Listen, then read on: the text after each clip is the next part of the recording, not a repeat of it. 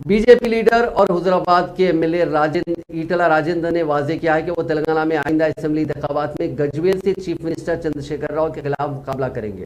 उन्होंने पहले भी कहा था कि वो गजवेल से इलेक्शन लड़ेंगे। उन्होंने कहा कि वो अभी से गजवेल हल्के में संजीदगी से काम कर रहे हैं। राजेंद्र ने मीडिया के साथ बात करते हुए कहा कि मगरबी बंगाल में बीजेपी के शुवेंदु अधिकारी ने जिस तरह से चीफ मिनिस्टर मगरबी बंगाल ममता बनर्जी को शिकस्त दी थी, तेलंगाना में भी यही मंजर दोहराया जाएगा। उन्होंने कहा कि चीफ मिनिस्टर को बंगाल की तरह यहां भी हराना चाहिए। उन्होंने कहा कि तेलंगाना में ऑपरेशन आक्रोश होगा और बड़े पैमाने पर बीजेपी में शमूलियत होगी।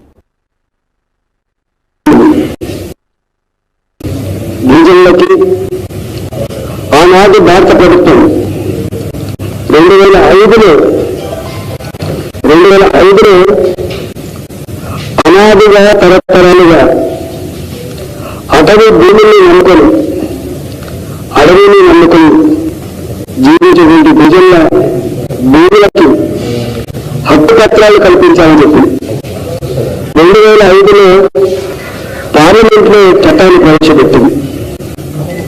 2006లో పార్లమెంట్ ఆమోదం పొందింది। 2008లో ఆ చట్టాన్ని ఈ దేశవ్యాప్తంగా అమలు చేసింది। దాంట్లో భాగంగా 2013